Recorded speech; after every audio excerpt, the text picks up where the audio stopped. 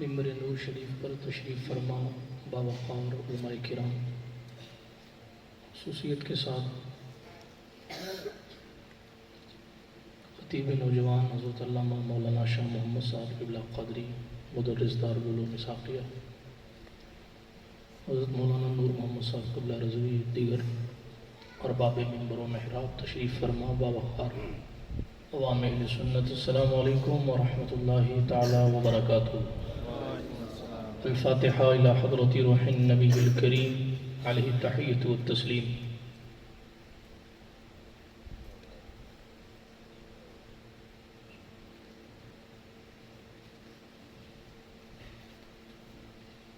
وصلی اللہ تعالی علی خیر خلقہ ونور عرشہ وزینت فرشہ سیدنا و مولانا محمد وعلی آلہ واصحابہ اجمعین برحمتک یا ارحم الراحمین بحق لا الہ الا اللہ محمد رسول اللہ صلی اللہ تعالی علیہ وعلی آلہ واصحابہ وسلم۔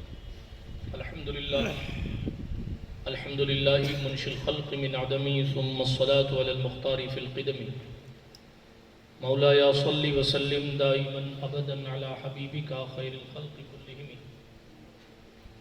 محمد سید الکونین والثقلین والفریقین من عرب ومن عجم، هو الحبیب الذی ترجى شفاعته لكل هول من الاہوال مقتحم، فاق النبیین فی خلق وفی خلق ولم یدانوه من علم ولا کرم، وكلهم من رسول الله ملتمس غرفا من البحر أو رشفا من الديم، منزه عن شريك في محاسنه فجوهر الحسن فيه غير منقسم، يا أكرم الخلق ما لي من ألوذ به سواك عند حلول الحادث العميم، وأذن لصحب صلاة منك دائمة على النبي بمنهل ومنسجم، ثم الرضا عن أبي بكر وعن عمر وعن علي وعن عثمان ذي الكرم، والآل والصحابة ثم التابعين فهم أهل التقى والنقى والحلم والكرم، يا ربي بالمصطفى بلغ مقاصدنا واغفر لنا واغفر لنا واغفر لنا ما مضى يا واسع الكرم، واغفر إلهي لكل المسلمين بما يتلون في المسجد الأقصى وفي الحرم، اما بعد فاعوذ باللہ من الشیطان الرجیم، بسم اللہ الرحمن الرحیم، قل ان الموت الذی تفرون منہ فإنہ ملاقیکم ثم تردون الى عالم الغیب والشہادہ فینبئکم بما کنتم تعملون، او کما قال اللہ تبارک و تعالی فی القرآن الکریم والفرقان الحمید، صدق اللہ العلی العظیم وصدق رسوله النبي الأمين المتين الأمي الكريم الرؤوف الرحيم، ونحن ولا ذلك لمن الشاهدين والشاكرين والآمنين والمطمئنين والحمد لله رب العالمين۔ اے اشرف زمانہ، زمانہ مدد نما، درہائے بستراز کلید کرم کشا، سرورہ شاہا کریمہ دستگیرہ اشرفہ، حرمت روح پیمبر یک نظر کنسوئے ماں، معین الدین حسن عالم پناہ بسوئے ماں غریباں یک نگاہ، پیرے پیراں میرے میراں شاہ جیلاں غوث پاک، ایک نظرداری برحال ماں پریشاں غوث پاک، لی خمسۃ نطفی بہا حر الوباء الحاطمہ، المصطفیٰ والمرتضی وابناہما والفاطمہ، غریبم یا رسول اللہ غریبم ندارم در جہاں جزتو حبیبم، مرض دارم زرسیاں را لا دوائے مگر الطاف تو باشد طبیبم، بری نازم کے ہستم امت تو گناہ گارم ولیکن خوش نصیبم، الہی خیر گردانی بحق مصطفیٰ و مرتضی و شاہ جیلانی و شاہ سمنانی۔ اللہ سبحانہ و تعالیٰ کے لیے تمام خوبیاں ہیں، تمام تعریفیں ہیں۔ میرا اور آپ کا اللہ ساری کائنات کا خالق ہے اور ہر ایک چیز کا حقیقی مالک ہے،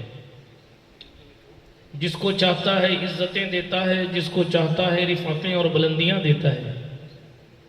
اللہ پاک جسے چاہتا ہے بیٹا دیتا ہے، جسے چاہتا ہے بیٹی دیتا ہے، جسے چاہتا ہے دونوں دیتا ہے اور جسے چاہتا ہے کچھ نہیں دیتا۔ ساری کائنات اس کی مرضی کی محتاج ہے، میرا اللہ کسی کی مرضی کا محتاج نہیں ہے۔ دنیا کے تمام ولیوں، نبیوں اور رسولوں کے پاس جو کچھ طاقت ہے، اصل میں وہ اصلی اور حقیقی طاقت اللہ سبحانہ و تعالیٰ کی ہے۔ جسے چاہتا ہے بچپن میں موت دیتا ہے، جسے چاہتا ہے جوانی کی بہاریں دکھاتا ہے، جسے چاہتا ہے بڑھاپے کی زیارت کرواتا ہے، اور جسے چاہتا ہے بڑھاپے میں بھی طویل عمر عطا فرماتا ہے۔ دنیا کی ہر شے کا وہی خالق ہے، وہی اصلی مالک ہے۔ وہ کبھی سوتا نہیں ہے، اسے نیند نہیں آتی۔ خود فرماتا ہے لا تأخذہ سنۃ ولا نوم، نہ اسے اونگ آتی ہے نہ ہی اسے نیند آتی ہے۔ ہمیشہ سے ہے، ہمیشہ رہے گا۔ خود فرماتا ہے وَهُوَ الْحَيُّ الْقَيُّومُ، وہ ہمیشہ سے زندہ ہے، خود سے قائم ہے۔ فَعَالٌ لِمَا يُرِيدُ، جس چیز کا ارادہ فرماتا ہے کرتا ہے، اسے کوئی روک ٹوک نہیں ہے۔ وَهُوَ عَلَى كُلِّ شَيْءٍ قَدِيرٌ، وہ ہر چیز پر قادر ہے۔ وہ چاہتا ہے تو بادشاہ کو فقیر بنا دیتا ہے، اور وہ چاہتا ہے تو فقیر کو بادشاہ بنا دیتا ہے۔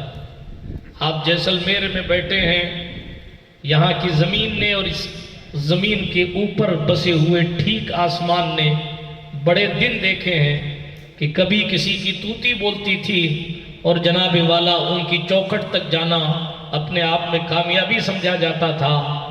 آج کنڈیشن یہ ہے کہ وہ پرانی عمارتیں لوگ صرف عبرت کے لیے دیکھنے آتے ہیں، اور کسی زمانے میں جس جگہ پر بیٹھ کر حکومتیں کی جاتی تھی، آج کی تاریخ میں وہاں حوالدار بھی رہنے کو تیار نہیں ہے۔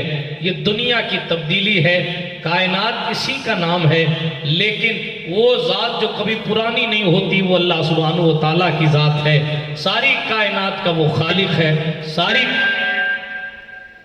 بھائی ایک بار صحیح کر دو جو کرنا ہے، اس کے بعد بند کر دو۔ اب یہ کولر بند کر دو، آپ لائٹ بند کر دو۔ وولٹیج کے لیے ایک ڈھائی گھنٹے کے جلسے میں اگر 17 بار وولٹیج کی محنت کی جائے گی تو پھر ہمارا 380 کلومیٹر کے سفر سے اس کی کنڈیشن پر ظاہر ہے اثر پڑے گا۔ کولر بند کر دو، یا کچھ ایسا آپ کو اگر وولٹیج کم زیادہ لگ رہا ہو تو تمام تعریفیں میرا اللہ سبحانہ و تعالیٰ کے لیے ہیں، تمام خوبیاں اسی کو زیبا ہیں۔ وہ اکیلا ہے، یکتا ہے، تنہا ہے، بے نظیر ہے، بے مثیل ہے، بے بدیل ہے، لا شریک ہے۔ خود فرماتا ہے هو اللہ احد، وہ اللہ اکیلا ہے، ہمیشہ سے ہے، ہمیشہ رہے گا۔ صمد یعنی بے نیاز ہے، ہمیں اس کی ضرورت ہے، اس کو ہماری کوئی حاجت نہیں ہے، وہ احتیاج اور حاجت سے پاک ہے۔ تمام تعریفیں اسی کو زیبا ہیں، ساری خوبیاں اسی کے لائق ہیں۔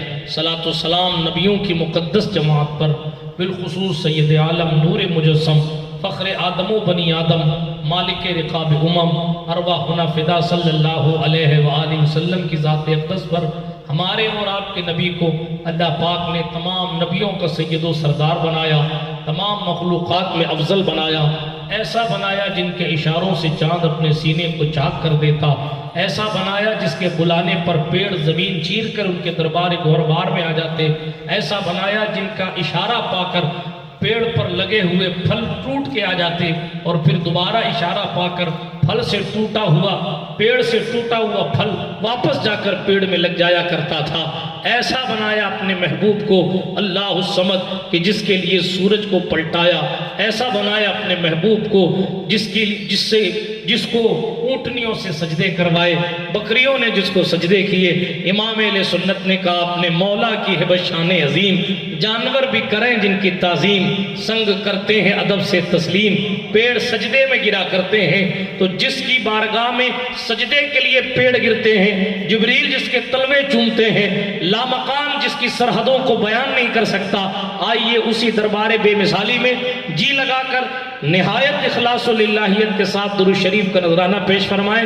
اللہم صلی علی سیدنا نبینا مأوانا و ملجانا محمد وعلی آل سیدنا مولانا محمد صلاة تنجینا بها من جمیع الاحوال والآفات وتقضی لنا بها جمیع الحاجات وتطہرنا بها من جمیع السیئات وترفعنا بها عندك على الدرجات وتبلغنا بها اقصى الغایات من جمیع الخیرات فی الحیات و بعد الممات انک قریب مجیب الدعوات وانت علی کل شیء قدیر۔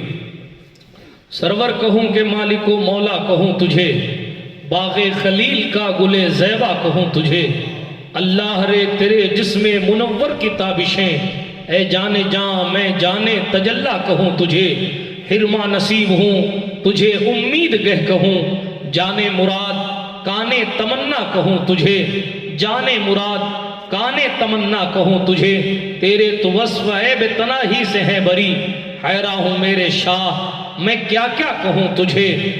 کہہ لے کہ سب کچھ ان کے ثنا خاں کی خاموشی، چپ ہو رہا ہے کہہ کے میں کیا کیا کہوں تجھے، چپ ہو رہا ہے کہہ کے میں کیا کیا کہوں تجھے، مجرم ہوں اپنے عفو کا سامہ کروں شہا، مجرم ہوں اپنے عفو کا سامہ کروں شہا، یعنی شفیع روز جزا کا کہوں تجھے، لیکن رضا نے ختم سخن اس پہ کر دیا، خالق کا بندہ خلق کا آقا کہوں تجھے۔ علامہ کفایت اللہ کافی علیہ الرحمہ نے کہا تھا کوئی گل باقی رہے گا نہ چمن رہ جائے گا، پر رسول اللہ کا دین حسن رہ جائے گا، اطلس و کم خواب کی پوشاک پر نازا نہ ہو، اس تنے بے جان پر خاکی کفن رہ جائے گا، ہم سفیر و باغ میں ہے کوئی دم کا چہچہا، بلبلیں اڑ جائیں گی سونا چمن رہ جائے گا، بلبلیں اڑ جائیں گی سونا چمن رہ جائے گا، نام شاہان جہاں مٹ جائیں گے لیکن یہاں، نام شاہان جہاں مٹ جائیں گے لیکن یہاں حشر تک نام و نشان پنجتن رہ جائے گا، جو پڑھے گا صاحب لولاک کے اوپر درود، جو پڑھے گا صاحب لولاک کے اوپر درود، آگ سے محفوظ اس کا تن بدن رہ جائے گا، سب فنا ہو جائیں گے، سب فنا ہو جائیں گے، سب فنا ہو جائیں گے کافی، ولیکن حشر تک نعت حضرت کا زبانوں پر سخن رہ جائے گا۔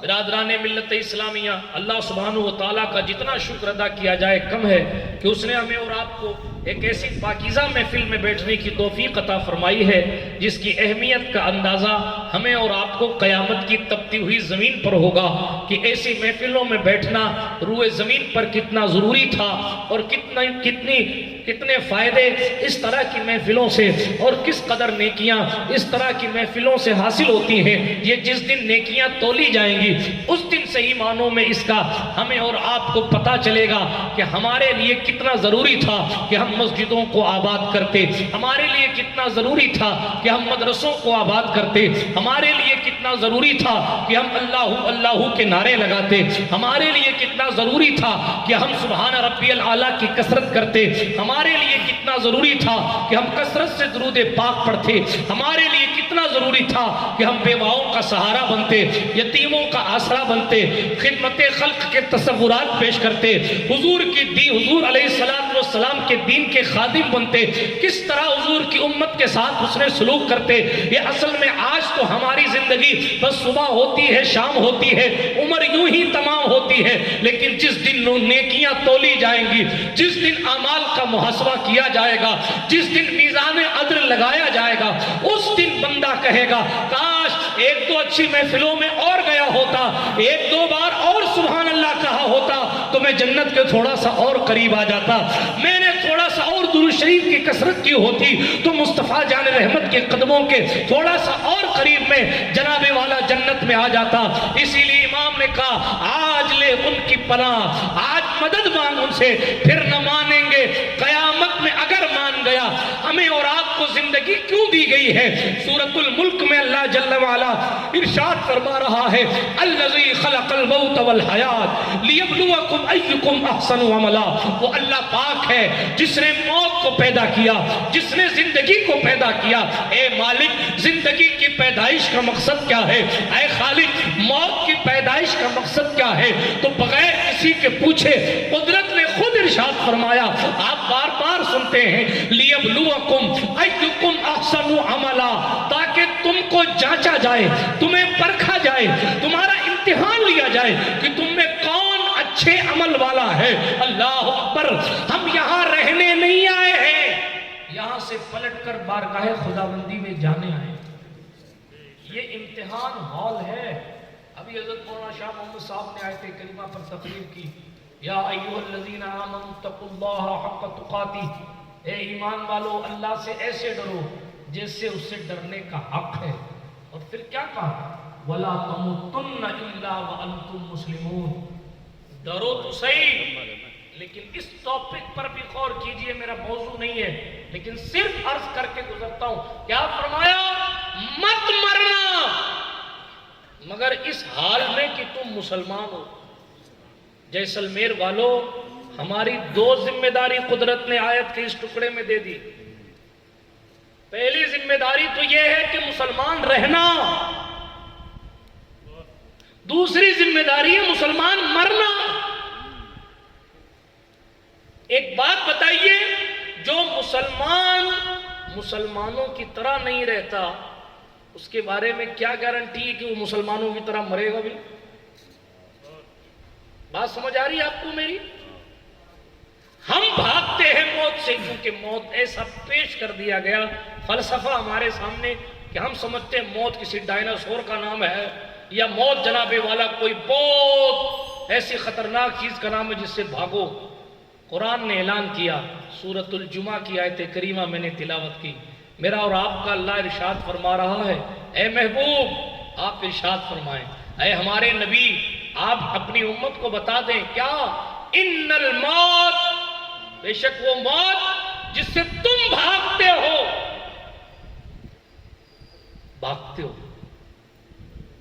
فَإِنَّهُ مُلَاقِيكُمْ، تم بھاگ کے کہیں نہیں جا سکتے، وہ موت تم سے ملاقات کرے گی، موت کا فرشتہ تم سے ملاقات کرے گا۔ پھر کیا ہوگا؟ اسلام پنرجنم کا قائل نہیں ہے، پھر کیا ہوگا؟ تو کہا ثُمَّ تُرَدُّونَ إِلَىٰ عَالِمِ الْغَيْبِ وَالشَّهَادَةِ، انتقال ہوگا، قبر میں لٹائے جاؤ گے، پھر ایک دن اللہ نے رکھا ہے جس کو قیامت کا دن، محشر کا دن، جزا کا دن، بدلے کا دن، روز جزا، الگ الگ نام سے یاد کیا جاتا ہے۔ اس دن اللہ جل وعلا تمہیں اٹھائے گا، ٹھیک؟ فرمایا ثُمَّ تُرَدُّونَ إِلَىٰ عَالِمِ الْغَيْبِ وَالشَّهَادَةِ، پھر لوٹائے جاؤ گے اس ذات کی طرف جو چھپے کو بھی جانتا ہے اور جو ظاہر کو بھی جانتا ہے، اس سے کچھ چھپا نہیں ہے۔ میرے اندر کتنی برائیاں ہیں میں جانتا ہوں، لیکن کچھ برائیاں ایسی بھی ہیں، بلکہ یہ بات پوری کر دوں، میں جانتا ہوں، میرا دوست نہیں جانتا کہ میرے اندر کیا کیا گناہ بھرا ہوا ہے، میرا بھائی نہیں جانتا کہ میری کیا کیا برائی ہے، میرا باپ نہیں جانتا، میری ماں نہیں جانتی، میری بیوی نہیں جانتی، میرے بچے نہیں جانتے، لیکن آدمی اپنے گناہ کو خود جانتا ہے۔ لیکن ایک بات اور ہے، کچھ ایسے گناہ بھی ہوتے ہیں جو آدمی خود ہی نہیں جانتا کہ یہ گناہ ہے، میں بھول گیا یا انجانے میں ہو گیا، مگر اللہ سب جانتا ہے، سب جانتا ہے۔ بلکہ آپ نے قرآن سنا ہو تو اللہ فرماتا ہے وَلَقَدْ نَعْلَمُ، ہم تو یہ بھی جانتے ہیں، کیا؟ پہلے فرمایا وَلَقَدْ خَلَقْنَا الْإِنسَانَ، ہم نے انسان کو پیدا کیا، پھر فرمایا وَنَعْلَمُ مَا تُوَسْوِسُ بِهِ نَفْسُهُ، اور انسان جو خیال کرتا ہے نا، جو سوچتا ہے، ہم اس سوچ اور اس وسوسے اور اس خیال کو بھی جانتے ہیں۔ اللہ فرماتا ہے وَنَحْنُ أَقْرَبُ إِلَيْهِ مِنْ حَبْلِ الْوَرِيدِ، ہم انسان کی جان کی رگ سے بھی زیادہ قریب ہیں۔ پتہ چلا اس سے کچھ چھپ نہیں سکتا۔ گنتے رہیے گا، موت سے بھاگ نہیں سکتے، اللہ سے چیزیں چھپا نہیں سکتے، اور اس کو بتانے سے اس پر کسی کی حکمرانی نہیں ہے، معاذ اللہ۔ فرمایا فَيُنَبِّئُكُمْ، وہ تمہیں خبر دے گا، بِمَا كُنْتُمْ تَعْمَلُونَ، جو کچھ تم کرتے تھے وہ اللہ پاک تمہیں خبر دے گا۔ اس کے فرشتے آپ کے ہاتھ میں، ہمارے ہاتھ میں نامہ اعمال دے دیں گے۔ میں نے پچھلے دنوں ایک روایت سنائی تھی کسی تقریر میں کہ کسی نے کسی کی دیوار کو کھرچا بھی ہوگا نا، یوں تو وہ بھی اس نامہ اعمال میں لکھا ہوگا کہ دیوار کے مالک کی اجازت کے بغیر اس نے دیوار سے یہ کھرچا تھا، پینٹ ہٹایا تھا، اس کا بھی بدلہ قیامت کے دن دینا پڑے گا۔ آپ سوچیں کہ کیسا دن ہوگا۔ میں عرض یہ کر رہا تھا، قرآن ہمیں سبق دے رہا ہے، موت سے مت بھاگو، بھاگ نہیں سکتے، تو اب ہمیں یہی ٹھہر جانا چاہیے۔ اب اپنی تھنکنگ اور اپنی سوچ کو تبدیل کرنا چاہیے۔ احتیاط ایک الگ چیز کا نام ہے، موت سے بھاگنا ایک الگ چیز ہے۔ اب اس کا مطلب آپ یہ نہ نکال لیجیے گا، احتیاط اس لیے میں لے کے آیا کہ آپ جو ہے وہ خدا نخواستہ کچھ بھی غیر محتاط کام کر بیٹھیں اور کہ موت تو آنی ہے، اسے بھاگ نہیں سکتے، لہٰذا جو ہے وہ یہ کام کر لوں وہ کام کر لوں، نہیں۔ احتیاط کا دامن تھامے رکھنا یہ بھی شریعت ہے، ٹھیک؟ لیکن آپ یہ سوچیں کہ میں کبھی مروں گا نہیں، موت سے بھاگنے کا معنی یہ سوچیں کہ ابھی میرے پاس وقت بہت ہے، تو یہ غلط فہمی ہے۔ اسٹیپ بائی اسٹیپ بات سنیے گا، کوئی لمبی چوڑی تقریر کرنے کی عادت میری ہے نہیں، لیکن خاص باتیں آپ کی سماعت کی دہلیز پر رکھنے کی کوشش کروں گا۔ موت سے بھاگ نہیں سکتے تو پھر بھاگے کس سے اور بھاگے کہاں؟ ملک الموت کے بارے میں قرآن کہہ رہا ہے، موت کے بارے میں سورہ آل عمران میں فرمایا اینما تکونوا یدرککم الموت ولو کنتم فی بروج مشیدہ، جہاں بھی تم ہوگے موت تمہیں پکڑ لے گی، اگرچہ تم اپنے آپ کو مضبوط قلعوں میں پیک کر لو۔ آپ تو جیسلمیر کے رہنے والے ہو، جن لوگوں نے اپنے آپ کو مضبوط قلعوں میں پیک کیا، کیا ان کی جانیں نہیں گئیں؟ اللہ اکبر، جن تک پہنچنے کے لیے بڑے بڑے باڈی گارڈ لگے ہوئے تھے، کیا ان کی روحیں نہیں نکلی؟ جن تک پہنچنا تقریباً ناممکن تھا، جنہوں نے حکومتوں سے اپنے آپ کو بچانے کے لیے وطن چھوڑے تھے، کیا ان کو موت نہیں آئی؟ اللہ اکبر، یہ دنیا فانی ہے۔ جس دن پیغمبر انسانیت کی دہلیز پر موت کا فرشتہ پہنچ گیا، اس دن یہ فلسفہ سمجھ میں آ گیا، اب کسی کی ماں کا کوئی لال ایسا نہیں ہے جو ہمیشہ زندہ رہے، اس لیے کہ ہمیشہ زندہ رہنا اگر سب سے پہلے کسی کا صحیح معنوں میں کسی کو یہ مرتبہ حاصل ہوتا تو وہ محمد رسول اللہ کو حاصل ہوتا، لیکن قرآن نے ان کے بارے میں بھی کہہ دیا انک میت، آپ کو بھی پردہ فرمانا ہے۔ ملک الموت اجازت لے کر ہی لیکن ان کے یہاں پہنچ گیا، حضور کی اجازت سے روح نکالی لیکن پہنچ گیا۔ اس دن پتا چل گیا کہ کوئی ہمیشہ رہنے والا بولیے نہیں، یہاں تک کہ سرکار عیسیٰ جو آسمان پر اٹھائے گئے ہیں ان کو بھی اتارا جائے، اور ان کی جو ڈیوٹی قرب قیامت ہے اس ڈیوٹی کو پورا کر کے آخر ان کو بھی موت آئے۔ کل من علیہا فان ویبقی وجہ ربک ذو الجلال والاکرام، ہر چیز کو فنا ہونا ہے، باقی رہنے والی ذات اللہ پاک ہے۔ بات سمجھ آئی آپ کو؟ اب آگے چلیے، پتا چلا موت سے بھاگ نہیں سکتے، موت کا اپنا ایک وقت مقرر ہے، اس میں کوئی تبدیلی نہیں ہو سکتی، ٹھیک؟ حضرت سلیمان علیہ السلام کے پاس ایک شخص بیٹھا تھا، یاد آ گیا، قصہ پڑھ دیتا ہوں، بہت زمانہ پہلے پڑھا تھا۔ ایک شخص بیٹھا تھا، ملک الموت آئے اللہ کے نبی حضرت سلیمان سے ملاقات کرنے کے لیے، تو سرکار سلیمان ابن داؤد کے پاس جب وہ شخص بیٹھا تھا تو اس کو ملک الموت، موت کا فرشتہ گھور گھور کے دیکھ رہا تھا، کچھ بولا نہیں، گھور کے دیکھ کے چلے گئے، تو وہ گھبرا گئے تھوڑا۔ انہوں نے حضرت سلیمان علیہ السلام سے کہا حضور آپ مجھے اپنے اس ملک سے اٹھوائیے، آپ کی تو حکومت ہوا پر ہے، آپ ہوا کو حکم دیجئے کہ مجھے ہندوستان میں پٹک دے لے جائے۔ قرآن نے کہا ہے سلیمان علیہ السلام کی طاقت کے بارے میں فَسَخَّرْنَا لَهُ الرِّيحَ، ہم نے ہوا کو سلیمان کے لیے مسخر کر دیا تھا، اب سلیمان کی بات کروں اور امام سلیمان کی بات نہ کروں یہ بھی میرا عشق گوارا نہیں کرتا، اس لیے صرف ایک جملہ عرض کر کے جا رہا ہوں۔ جب پیچھے کھڑے ہونے والے مسجد اقصیٰ کے متولی کہہ لیجئے حضرت سلیمان علیہ السلام جیسا نبی پیچھے کھڑا ہے اور ہمارا اور آپ کا نبی امامت کے مصلح پر کھڑا ہے، سوچنے کی بات یہ ہے جس کا مقتدی ہواؤں پر حکم چلاتا ہے اس کا مقتدا کہاں کہاں حکم چلاتا ہوگا۔ اسی لیے اہل سنت کے امام نے کہا ہم فرش والے تیری شوکت کا علو کیا جانے، خسروا عرش پہ اڑتا ہے پریرا۔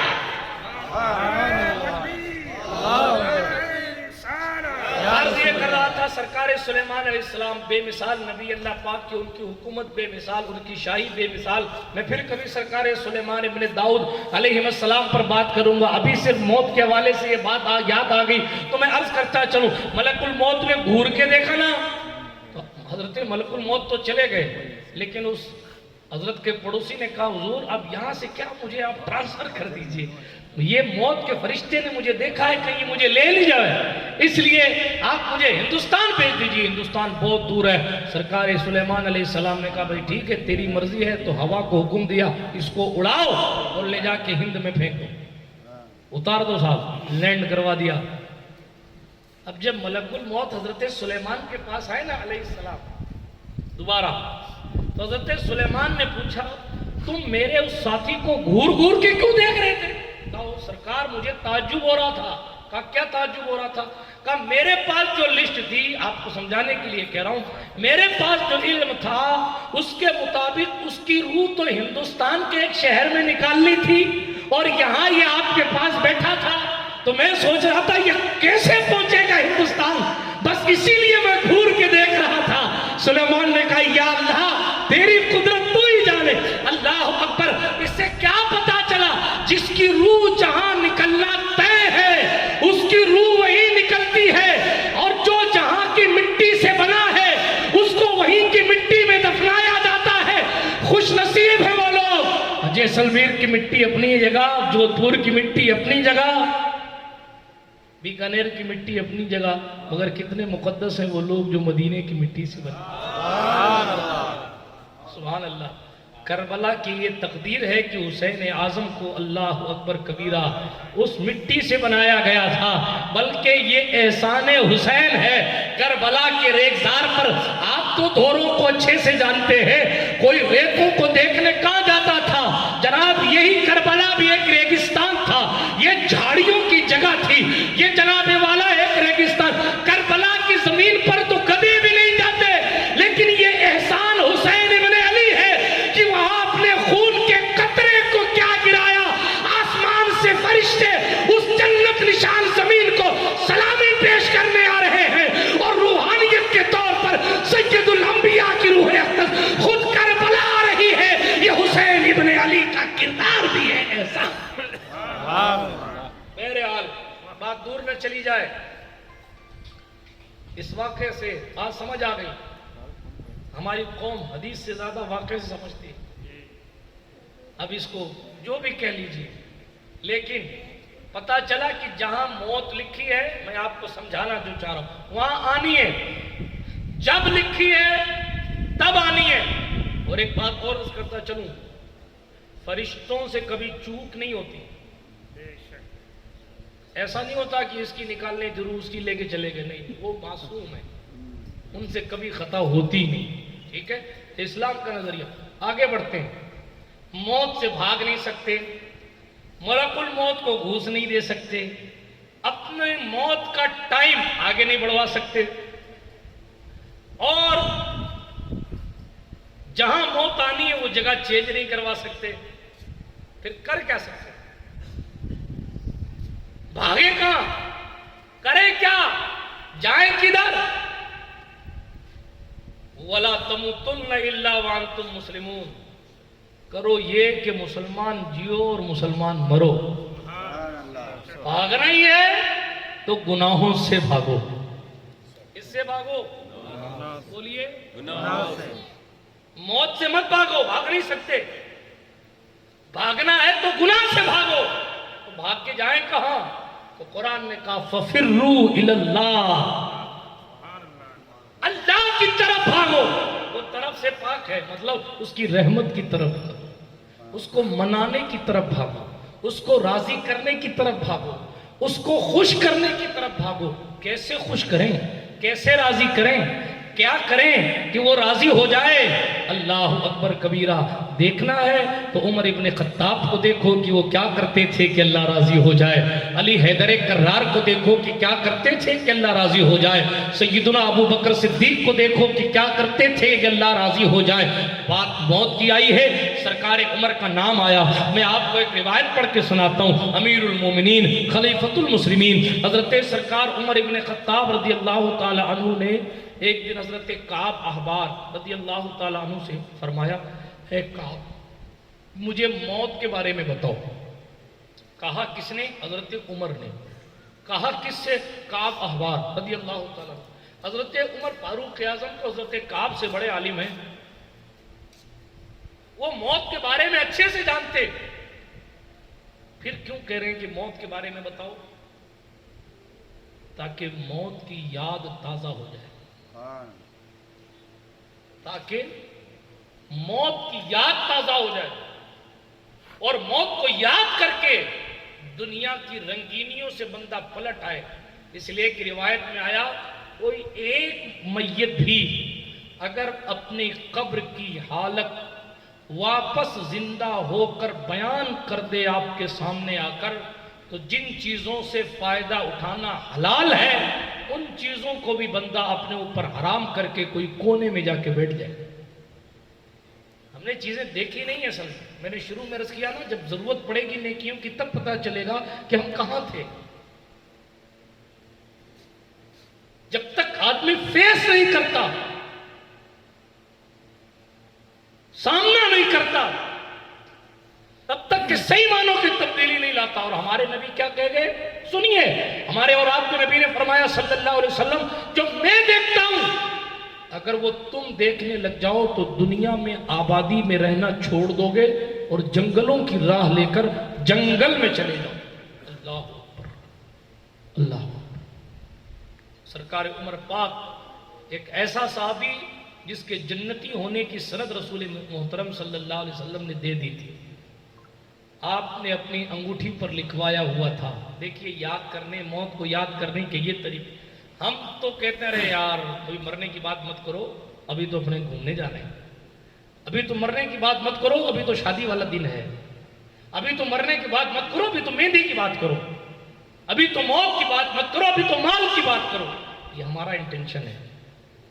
عمر ابن خطاب نے اپنی انگوٹھی پہ لکھوایا ہوا تھا، عمر نصیحت کے لیے موت کافی ہے۔ اگر یہی سمجھ میں آ جاتا نا تو نصیحت کرنے کے لیے اصلاح معاشرہ کانفرنس ہی نہیں، سمجھ میں نہیں آتا، اس لیے جلسوں پر جلسے ہو رہے ہیں پھر بھی کوئی تبدیلی بظاہر نظر نہیں آ رہی ہے۔ اللہ رحم کرے۔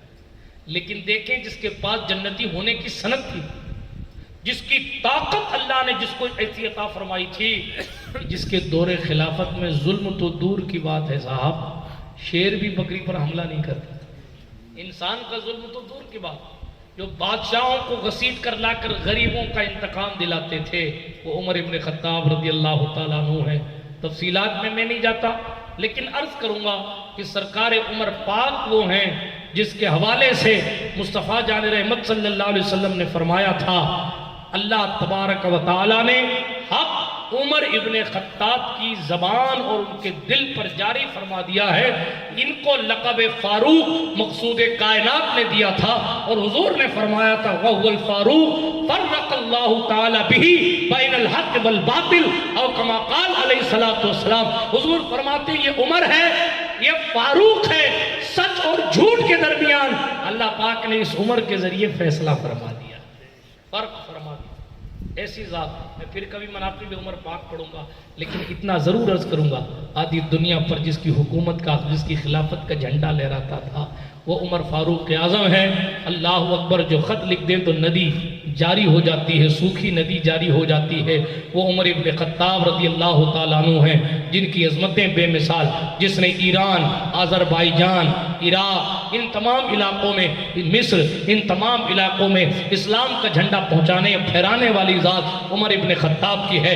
بیت المقدس جس کی قوم نے فتح کیا تھا، وہ جس کی ٹیم نے، جس کی فوج نے فتح کیا تھا، وہ عمر ابن خطاب کی جماعت۔ شام کے علاقوں میں جھنڈے جس نے دین کے گاڑے تھے، وہ عمر ابن خطاب کی فوج تھی۔ امیر المومنین کا ٹائٹل جس کے لیے سب سے پہلے استعمال کیا گیا تھا، وہ عمر ابن خطاب کی ذات تھی۔ سن ہجری کا آغاز جس نے کیا تھا، وہ عمر ابن خطاب کی ذات تھی۔ مجاہدین کو فوج کی شکل جس نے دی تھی، وہ عمر ابن خطاب کی ذات تھی۔ مجاہدین کو وظیفے جس نے مقرر کیے تھے، وہ عمر ابن خطاب کی ذات تھی۔ 4 مہینے سے پہلے ہر مجاہد کو گھر جو واپس بلا لیتا تھا، یہ قانون جس نے پاس کیا تھا، وہ عمر ابن خطاب کی ذات تھی۔ جتنا خشک علاقہ عرب کے ریگستان سے ملا ہوا تھا، ان تمام ملکوں کو جس کی تلوار کی دھار اور جس کے انصاف کے کردار میں فتح کیا تھا، وہ عمر ابن خطاب کی ذات تھی۔ لیکن پھر بھی انگوٹھی پہ لکھایا ہوا تھا عمر، نصیحت کے لیے تو موت کافی۔ آج جنازوں پر جنازے اٹھا رہے ہیں ہم، لیکن نصیحت نہیں لے رہے۔ اپنے رشتہ داروں کو اپنے ہاتھ سے زمین میں دفن کر کے آ رہے ہیں، نصیحت نہیں لے رہے۔ دیکھ رہے ہیں کہ کل کسی کی کنڈیشن یہ تھی کہ کوئی اس کے کندھے پہ ہاتھ رکھ دیتا نا تو وہ جھڑک دیتا، تیری اوقات ہے تو میرے کندھے پہ ہاتھ رکھے گا۔ آج قوم کا غسل دلانے والا فقیر کبھی ادھر دھکے دے رہا ہے، کبھی ادھر دھکے دے رہا ہے، کبھی ادھر گھما کے پانی مار رہا ہے، کبھی ادھر گھما۔ اب ترم خان کی ترم خائی کہاں گئی؟ اس نام کے پیچھے بھاگتا تھا، اب لوگ اس کو علامہ صاحب، مفتی صاحب، سرپنچ صاحب، حاجی صاحب کہتے ہی نہیں۔ اب تو کہتے ہیں میت کو اٹھاؤ، میت کو نہلایا کہ نہیں نہلایا، میت کو کفن پہنایا کہ نہیں پہنایا۔ جس نے زندگی میں کپڑے پہننے میں حلال اور حرام میں فرق کیا ہو یا نہ کیا ہو، خدا کی قدرت اس کو سفید سفید کپڑا لا کے پہنایا جاتا ہے۔ کتنی مبارکبادی ہیں ان لوگوں کے لیے، سبحان اللہ۔ میرا دل خوش ہوا جب میں نے گھر والوں سے سنا کہ حاجی اسحاق صاحب کے انتقال کے وقت قدرت نے انہیں یہ توفیق دی کہ اللہ کی توحید کا اقرار کر رہے تھے، رسول پاک کی رسالت الحمدللہ ان کی زبان پر جاری اور ساری تھی۔ میں ایک جملے میں کہوں تو یہی مومن کی معراج ہے، یہی مومن کی معراج ہے۔ یہ منزل آسانی سے نہیں ملتی، کیونکہ وہ جو کنڈیشن ہے نا، وہ جو وقت ہوتا ہے نا، وقت میں پھر کہتا ہوں جس نے فیس کیا ہے وہی صحیح معنوں میں بیان کر سکتا ہے۔ ہم تو کتابوں میں لکھا ہوا پڑھتے ہیں۔ قرآن کہتا وجاءت سکرۃ الموت بالحق، یہ سکرات کا جو عالم ہوتا ہے نا، بڑا خطرناک عالم ہوتا ہے۔ میں دوسروں کی بات کیا کروں؟ حدیث شریف میں آیا، میری ماں عائشہ صدیقہ کہتی ہیں جب حضور علیہ السلام، وہ تو جانے کائنات ہے نا، حضور علیہ السلام اللہ الصمد، جن کی بارگاہ میں ملک الموت آیا، باہر کھڑا تھا، باہر جبریل امین سے حضور نے پوچھا وہ باہر کون کھڑا ہے؟ کہا سرکار موت کا فرشتہ کھڑا ہے۔ کہا کس لیے آیا ہے؟ خیریت پوچھنے آیا ہے۔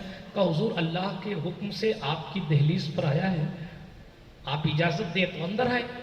وہ موت کا فرشتہ حضور کی اجازت لے کر اندر آیا اور اس نے سلام کے بعد عرض کیا سرکار آپ سے پہلے کسی سے اجازت نہیں لی ہے، آپ کے بعد کسی سے اجازت نہیں لوں گا، ابھی مجھے اللہ پاک نے حکم کا تابع بنا کر بھیجا ہے، آپ کہیں گے تو آپ کی روح نکال لوں گا اور اگر آپ منع کر دیں گے تو میں واپس چلا جاؤں گا۔ سیدنا جبریل کی طرف ہمارے اور آپ کے نبی نے دیکھا، مشکاۃ شریف کی حدیث ہے، علماء سے پوچھیں آپ کو بتائیں گے۔ تو سیدنا جبریل علیہ السلام عرض کرنے لگے یا رسول اللہ ان اللہ قد اشتاق الی لقائک، اللہ آپ سے ملاقات کا مشتاق ہے۔ تو حضور نے اجازت دی کہ روح نکال۔ میں نے بھی جانے دے وصال مصطفیٰ پر پورا بیان کیا ہے، تفصیل میں نہیں جاتا، لیکن ام المومنین عائشہ صدیقہ کیا کہتی ہیں، اس سے پہلے حضور کی کنڈیشن یہ تھی کہ پانی سرکار لیتے اور بار بار منہ پر چھپکے مارتے۔ میں حدیث کا سلیس ترجمہ کر رہا ہوں، پانی مارتے منہ پہ، پانی مارتے کون؟ جانے کائنات، فرشتے جس کے خادم، فرشتوں کا سردار جس کا خادم، اللہ اکبر۔ اور پھر ہمارے اور آپ کے نبی فرماتے، صحیح بخاری کی حدیث ہے، حضور فرماتے یقیناً موت کی سختی بہت ہے، یقیناً موت کی سختی بہت ہے، یقیناً موت کی سختی بہت۔ اللہ اکبر۔ یہ جو وقت ہوتا ہے وہ بڑا شدید وقت ہوتا ہے، بڑا تکلیف دہ وقت ہوتا ہے۔ اللہ اکبر۔ آپ کو بتاؤں، حضرت سرکار کعب احبار کی بات کر رہا تھا، میں اس وقت کی بات اسی میں عرض کر رہا تھا۔ سرکار عمر ابن خطاب نے کہا تھا کعب مجھے موت کے بارے میں بتاؤ، تو کعب کہنے لگے حضور آپ یہ سمجھیں ایک کانٹے دار ٹہنی، کانٹے والی ٹہنی، آپ کے ہاں تو ببول کے کانٹے خوب پائے جاتے ہیں، کہنے لگے اے امیر المومنین عمر سنو، ایک کانٹے دار ٹہنی کسی کے پیٹ میں ڈالی جائے اور اس طرح کے اس کا کانٹا جو ہے وہ حصے حصے میں لگ جائے اور پھر اس کو کوئی طاقتور آدمی اپنی پوری طاقت سے کھینچے، اللہ اکبر، تو کس طرح تار تار کی کیفیت ہوگی؟ کہا ہاں، کہا ایک بندے کی جب روح نکلتی ہے تو اسی طریقے سے نکلتی ہے۔ اللہ کی بات میں نہیں کہتا، امام حسن بصری کہتے ہیں 300 تلوار ماری جائے، کتنی؟ کسی کو 300 بار تلوار سے مارا جائے اتنا درد نہیں ہوتا جتنا روح نکلتے وقت درد ہوتا ہے۔ شداد ابن اوس کا قول موجود ہے، فرماتے ہیں سنو لوگوں، یہ موت، یہ تکلیف، اللہ اکبر اللہ اکبر، فرمایا کینچی سے کاٹنے میں جو درد نہیں ہوتا، کسی کی چمڑی کو کینچی سے کاٹا جائے جو درد نہیں ہوتا، اس سے زیادہ درد روح نکلتے وقت ہوتا ہے۔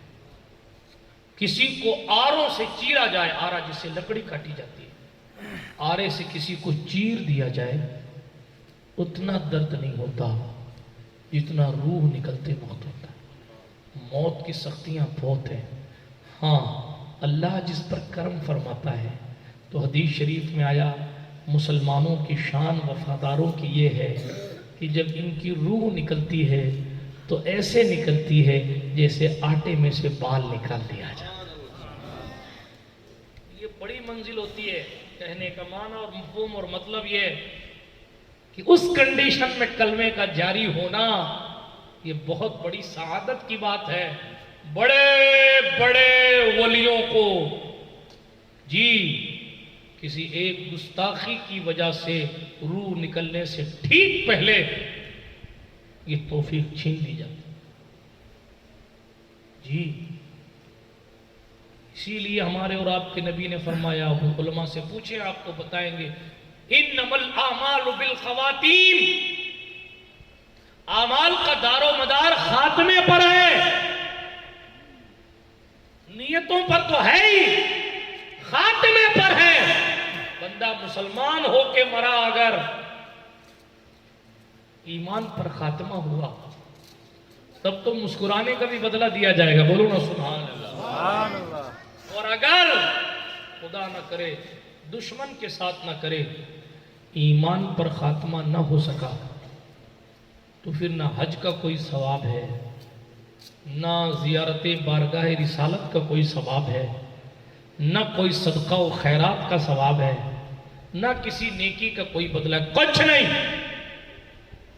اگر ایمان لے کر نہیں گیا تو قیامت کے دن کسی اچھے بدلے کی امید نہ رکھے۔ اسی لیے عرض کر رہا تھا، بات کو اختتامی سرحد تک لے کر جا رہا، موت ایک ایسی حقیقت ہے جس کو کوئی جھٹلا نہیں سکتا۔ موت سے کس کو رستگاری ہے؟ آج وہ تو کل ہماری باری ہے۔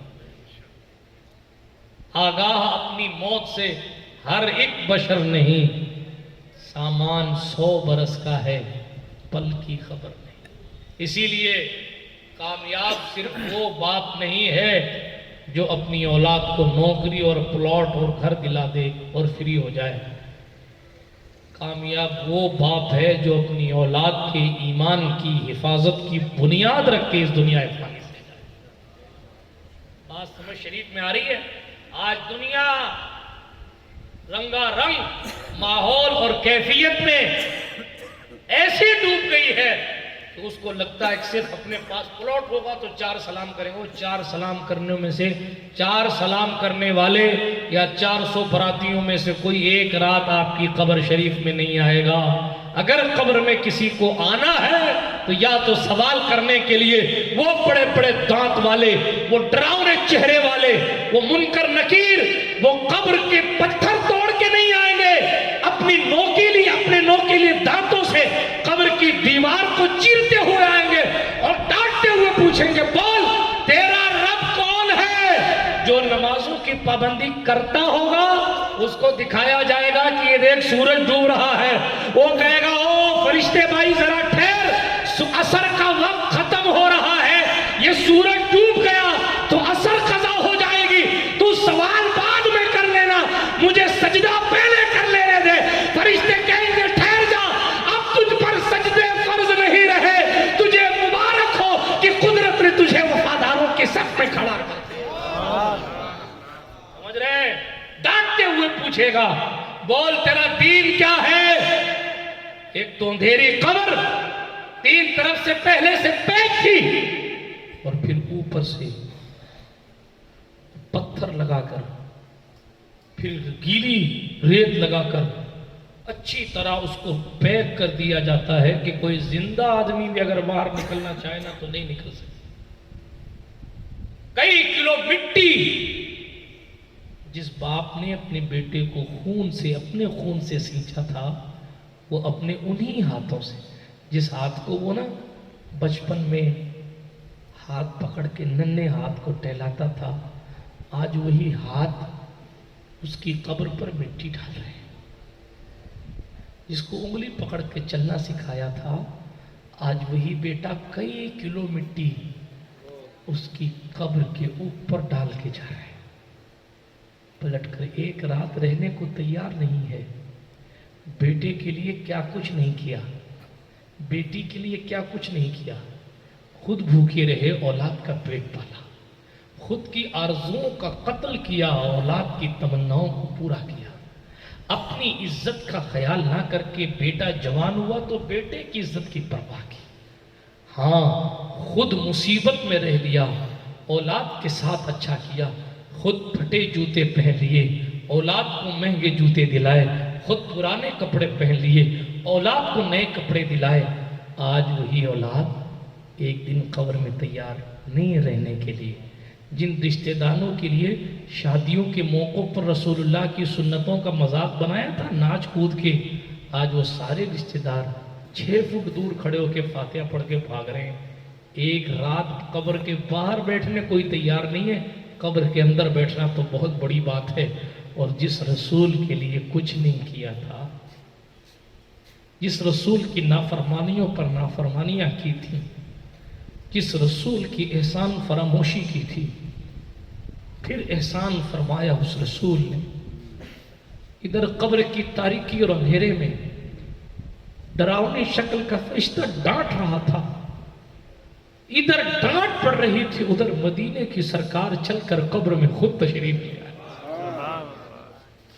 ہے یہ ایمان کہ وہ آئیں گے لحد میں میری، ہے یہ ایمان کہ وہ آئیں گے لحد میں میری، اپنے منگتوں کو وہ تنہا نہیں ہونے دیتے۔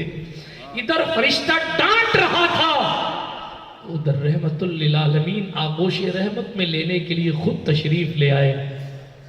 فرشتہ حضور کو کیا دیکھتا ہے، اپنے سوال روک دے گا، بنفس نفیس خود آ گئے ہیں۔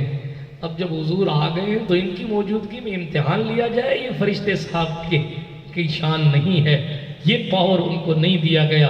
حضور تشریف کیا لائے؟ امام اہل سنت نے کہا ادھر ایک بار آئے نا، ایک بار تو 4 دن 5 دن نہیں، قبر میں لہرائیں گے تا حشر چشمے نور کے، جلوہ فرما ہوگی جب طلعت رسول اللہ کی۔ حضور کی چمک کیا آئی، رشتے کا لہجہ بدل جائے گا۔ قبر کا واتاورن بدل جائے، اندھیری قبر روشن ہو جائے گی، وحشت جو اکیلے پن کا ڈر تھا ختم ہو گیا، حضور آ گئے، جو عذاب کی کیفیت سے ڈر لگ رہا تھا ختم، حضور آ گئے، جنت کی کھڑکیاں کھول دی گئی، حضور آ گئے، جنت کا بسترا لگا دیا گیا کہ حضور آ گئے۔ قبر میں بستر چاہیے جنت کا، کھڑکیاں کھلنی چاہیے اگر جنت کی، قبر کی تنہائی اور تاریکی سے بچنا چاہتے ہو، قبر کے اندھیرے سے خود کو بچانا چاہتے ہو، تو ایک چیز ہمیشہ خیال رکھنا، ایک ہی بات صرف کہتا ہوں، ایک ہی بات، ہر کام کرنے سے پہلے یہ خیال کرنا کہ میرے حضور اس سے ناراض تو نہیں ہو جائے گا۔ جب آپ کو روز حضور یاد آئیں گے نا تو حضور خود چل کے آپ کی ہماری قبر میں انشاءاللہ تشریف لے آئیں گے، اور اگر حضور کی باتیں ہوتی رہیں اور آپ کی توجہ مبذول رہے، اگر حضور کی سنت نکاح کا موقع آئے اور آپ شیطان صفت محفلوں کو سجا لیں، ناچ گانے کود پھاند میں لگ جائے، حضور علیہ السلام کے گھر مدرسے کی خدمت کی بات آئے تو آپ بغلیں جھانکنے لگ جائیں اور پٹاخے پھوڑنے کے لیے آپ کے پاس پیسے آ جائیں، اور پھر یہ سوچیں کہ حضور آئیں گے، تھوڑا مرحلہ مشکل ہے صاحب۔ یہ تو نہیں کہتا کہ نہیں آئیں گے، وہ تو اپنی مرضی کے مالک ہیں، وہ جہاں چاہیں جائیں، جہاں چاہیں آئیں، لیکن مرحلہ مشکل ہو جائے۔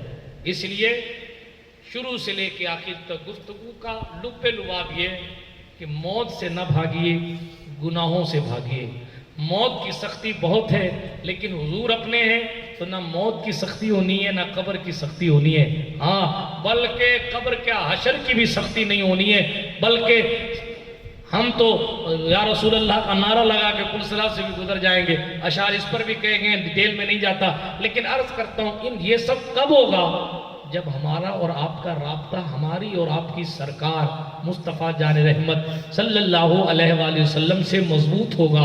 حضور آ گئے تو نگاہ والے آنکھ سے، جن کے پاس آنکھ ہے، باطنی نور ہے، اللہ اکبر، وہ دیکھ کے بھی کہیں گے کہ صاحب یہ نیک ہے کہ اس کی قبر میں حضور آئے ہیں۔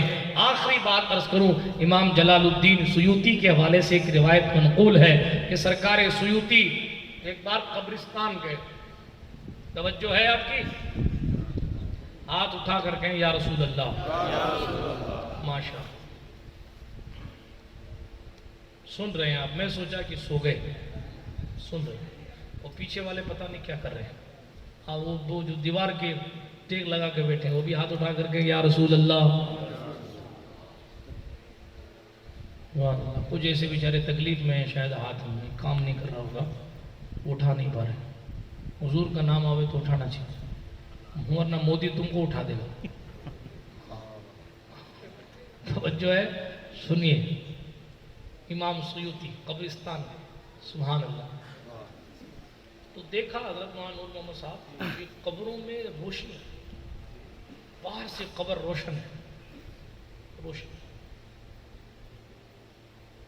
ایک قبر کو دیکھا کہ اس میں ڈبل روشنی ہے، اللہ والے تھے، روحانی طاقت تھی، مراقبے کا پاور تھا۔ مراقبہ سمجھتے ہیں آپ لوگ؟ کبھی مولانا شاہ محمد صاحب سے اکیلے میں سمجھیے گا، ابھی میں آگے بڑھتا ہوں تیزی کے ساتھ۔ مراقبہ کیا، بھئی ساری قبروں میں روشنی کہاں سے آئی ہے؟ یہ ساری قبریں روشن کیوں ہیں اور تیری والی ڈبل روشن کیوں؟ معلوم ہے اس نے کیا جواب دیا؟ سبحان اللہ، مچل جائیے، پہلے کہہ دیجیے ایک بار سبحان اللہ۔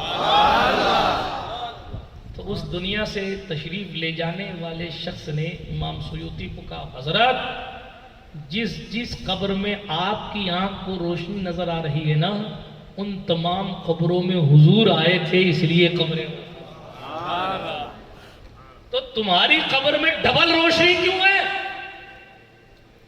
تمہاری قبر میں ڈبل روشنی کیوں ہے؟ سبحان اللہ۔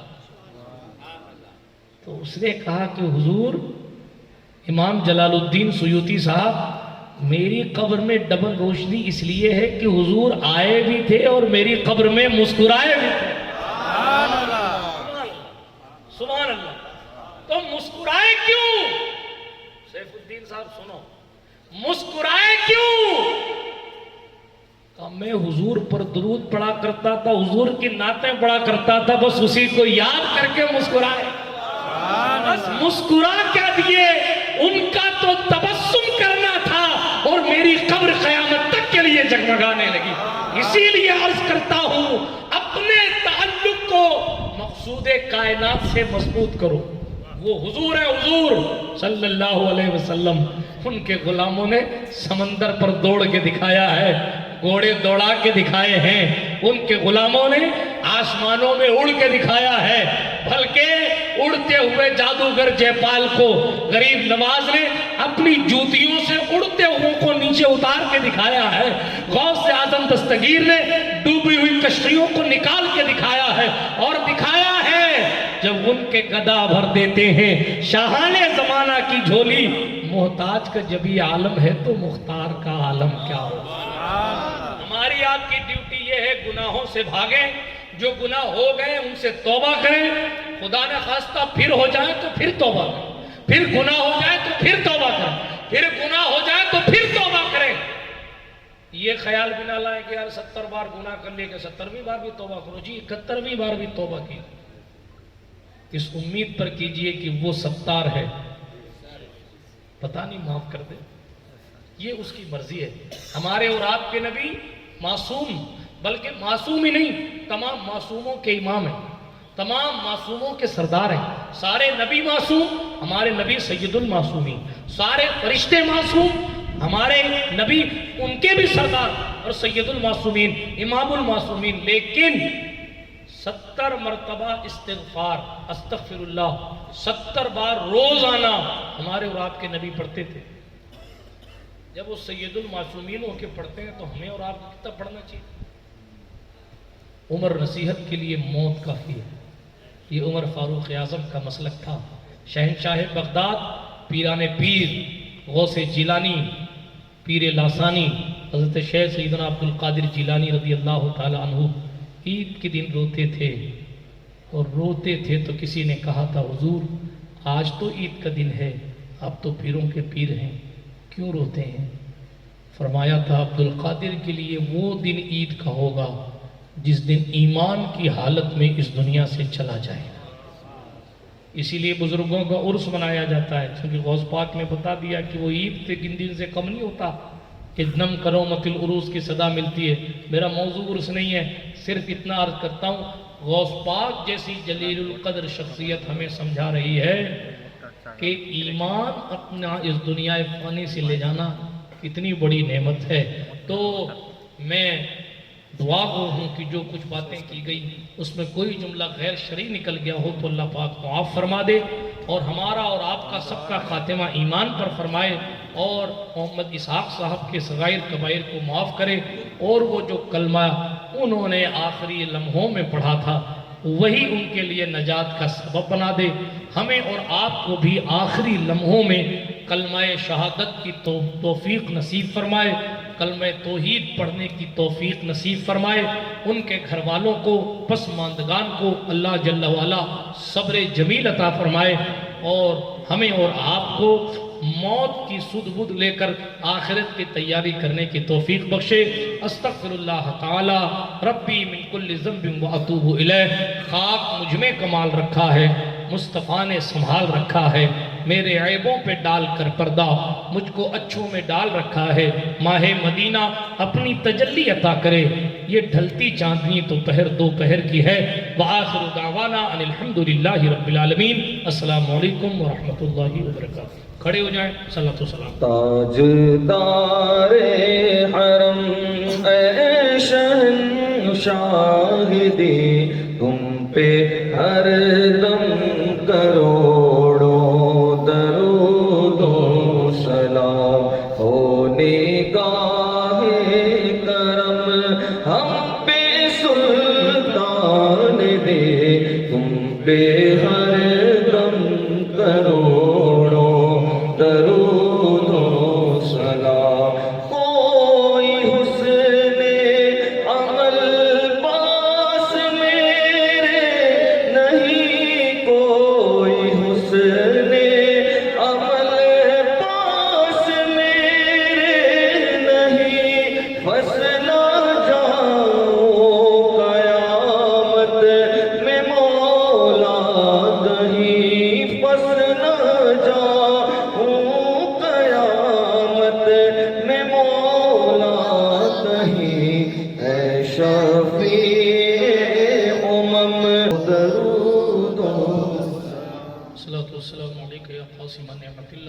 آلك وأصحابك يا شفيعنا يوم الجزاء. بسم الله الرحمن الرحيم. الحمد لله رب العالمين. اللهم صل على سيدنا مولانا محمد وعلى آل سيدنا مولانا محمد كما صليت على سيدنا إبراهيم وعلى آل سيدنا إبراهيم إنك حميد مجيد. اللهم بارك على سيدنا محمد وعلى آل سيدنا مولانا محمد كما باركت على سيدنا إبراهيم وعلى آل سيدنا إبراهيم إنك حميد مجيد. کریم و کارساز رحمان الرحیم مالک و مولا خالق و مالک مالک و مولا اس محفل پاک کو سجانے سوارنے میں جس نے جس اعتبار سے حصہ لیا کوششیں کے مالک ان تمام کاوشوں کو شرف قبولیت عطا فرما دے. اس محفل کو ہم سب کے لیے شفاعت و نجات کا ذریعہ بنا دے. تلاوت کلام سے لے کر اب تک اس نے جو کچھ سنایا اس میں کوئی سستی غلطی رہ گئی اپنی رحمت سے معافی عطا فرما. حرفاً حرفاً اپنی بارگاہ سمدیت میں شرف اجابت نصیب فرما. مالک مولا اپنے خاص فضل و کرم سے ہماری تمام خطاؤں لغزشوں کو معاف فرما دے. اس محفل اصال ثواب کے طفیل حاجی محمد اسحاق صاحب کے صغیر کبائر چھوٹے بڑے گناہوں کو معاف فرما دے. مالک مولا ان کی قبر میں وسعت اور چوڑائی عطا فرما دے. قبر میں روشنی عطا فرما دے. حضور رحمت للعالمین کی زیارت نصیب فرما دے. جنت کے بستر کا انتظام عطا فرما دے. ان کے گھر والوں کو صبر ایوبی عطا فرما. ہم سب کے گھر خاندان میں جو ایمان کی حالت میں اس دنیا فانی سے چلے گئے ان تمام کی خطاؤں لغزشوں کو معاف فرما دے. اپنی جوار رحمت میں جگہ نصیب فرما. ہم سب کا خاتمہ ایمان پر فرمانا. مالک و مولا ہم سب کو فقہ آخرت نصیب فرما. اپنے خاص فضل و کرم سے تاثیر والی زبان عطا فرما. رونے والی آنکھیں عطا فرما. مالک و مولا عشق رسول والا سینہ عطا فرما. اپنے خاص فضل و کرم سے تیرے خوف سے کانپنے والا وجود عطا فرما. ہماری تنہائیوں کو بہتر فرما.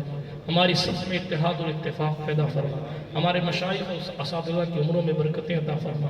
ہمارے مشائخ طریقت کے فیضان ہمارے مرشدان طریقت کے فیضان ہم سب پر جاری اور ساری فرما دے. ہمارے مرشدوں کی عمر میں برکتیں نصیب فرما. مالک مولا اپنے خاص فضل و کرم سے ہم سب کو علم نافع عطا فرما. اعمال صالحہ عطا کے جذبات نصیب فرما. جن کی گود سونی ہے انہیں اولاد عطا فرما. جن کے گھر میں بیٹیاں انہیں بیٹے عطا فرما. جن کے گھر میں شادی کے لائق بچے بچیاں انہیں غیب سے اچھے رشتے عطا فرما. جو لوگ قرض کے بوجھ سے دب گئے انہیں بارے قرض سے سبک دوشی عطا فرما. جو بیمار ہیں انہیں شفا عطا فرما. جو بے روزگار ہیں مالک انہیں روزگار عطا فرما. جو برسرے روزگار ہیں ان کے رزق حلال میں برکتیں عطا فرما. جو ہمارے بھائی علم دنیا حاصل کر رہے ہیں ان کے امتحانات میں اول درجے کی کامیابی عطا فرما. جو علم دین حاصل کر رہے ہیں مالک ان کے علم میں روز افزو ترقی عطا فرما. ہمارے جو ادارے مساجد مدارس چل رہے ہیں مالک مولا ان تمام کے ذمہ داروں کو معاونین کو مزید اخلاص کے جذبات نصیب فرما اور ان کی تمام خدمات جلیلہ کو شرف اجابت نصیب فرما. ہمیں مانگنا نہیں آتا تجھے دینا آتا ہے. ہماری ضرورتوں چاہتوں ہماری تمناؤں آرزوؤں ہماری خواہشوں کو ہم سے زیادہ تو جانتا ہے. جو مانگا وہ بھی عطا فرما دے. جو نہ مانگ پائے وہ بھی عطا فرما. بالخصوص ہم سب کا خاتمہ ایمان پر فرمانا. مرنے سے پہلے حضور کی زیارت عطا فرما دینا. مرنے کے بعد حضور کی شفاعت عطا فرمانا. تجھے فضل فرماتے نہیں لگتا بار نہ ہو تجھ سے مایوس امیدوار. ان اللہ وملائکتہ یصلون علی النبی یا ایھا الذین آمنوا صلوا علیہ وسلموا تسلیما. اللهم صل علی سیدنا مولانا محمد وعلى آل سیدنا مولانا محمد صلاة دائمة مقبولة تؤدي بها عنا حقه العظيم. نادي عليا مظهر العجائب تجده عملا لك في النوائب.